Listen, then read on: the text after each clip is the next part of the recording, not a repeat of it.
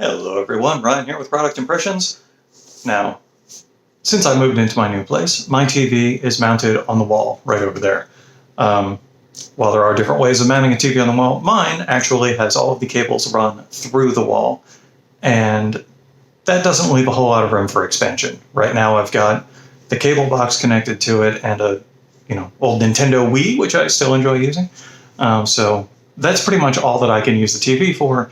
I don't have a DVD player connected to it or a Blu-ray player, and if I want to actually do that, it would require the tremendous pain of taking it off of the wall, running new cables down through the wall, and finding a way to keep hiding them up until wherever I chose to set it up over there. So, in lieu of that, I'm going to be trying something a little bit different, which is a wireless display HDMI extender.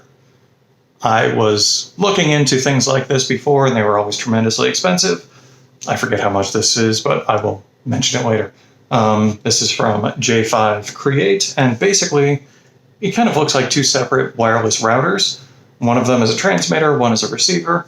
I can mount this behind the TV and not have to worry about running additional cables or anything like that, and anything that I connect to the transmitter, I'm going to be able to use on my TV. So that's really nice for the sake of if I want to, use a computer rather than a Blu-ray player, or use a DVD player that's in the computer in order to see something that I can't see otherwise. In any case, I think that this is going to add a lot of versatility to the setup, and so I'm going to see what it's like to set this thing up. I'll let you know.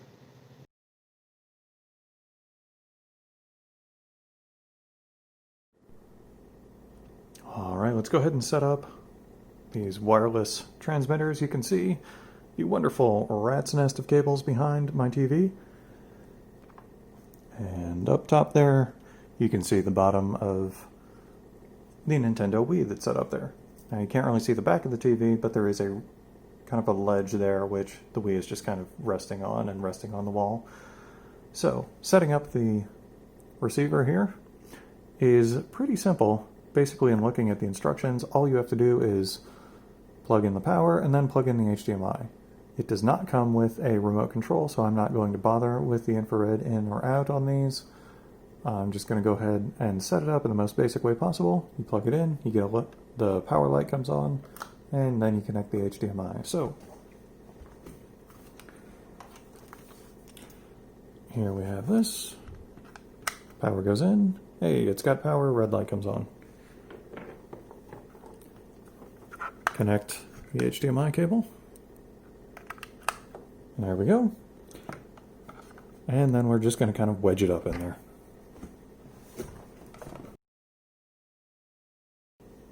There we go. It's wedged in there behind the Nintendo Wii, and I just shifted the cable so I still have access to that. So that's it on that end. Here we have the setup from the other side. As you can see, power is coming from underneath the little desk area here, and I've connected the HDMI cable to my computer. Here is the message you will see on your TV if you don't have anything connected. And here's what you have once you tell the computer to duplicate the display. Now here's a YouTube video from another creator called Matt DeValia. And take a step back. As you get a bird's eye view of your play, what you'll realize is, as you can tell, the audio sync is pretty much spot on, so no real issues. I'm definitely not getting the same kind of 4K resolution, but I'll try to mess with the settings and see if I can adjust that. Alright, so here we have a listing for the j5create wireless HDMI extender kit. Here it's on Best Buy for $140. Is it actually worth $140? That really depends on your situation. For a setup like mine, where it would involve taking the TV off of the wall, running additional wires, that's a lot of headache, a lot of hassle. Could it be done? Yes. But if you want to do that and be able to connect a variety of devices, maybe not so much. Like, I set up my computer with it. That required HDMI to USB-C because my computer does not have an HDMI port. If I wanted to connect something else to it, I would need a different cable. So in this way, I can just use whatever little cable I need to connect whatever device I want to the transmitter side of this setup.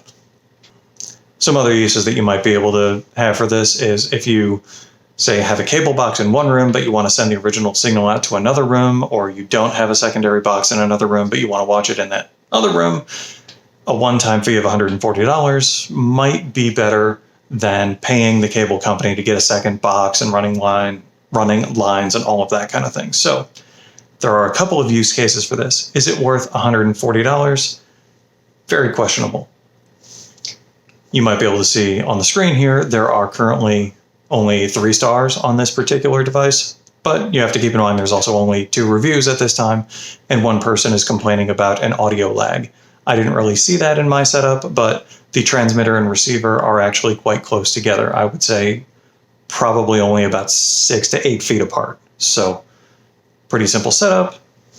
Actually, I would say very simple setup. All you have to do is connect the power. They automatically connect to each other. HDMI goes through. There's a little bit of pixelation, so I wouldn't say that it is, ideal. It's not the best thing ever, but for the situation I'm in, it's workable. It could be worth $140 to you, depending on your situation. So hopefully this review has been of some help to you.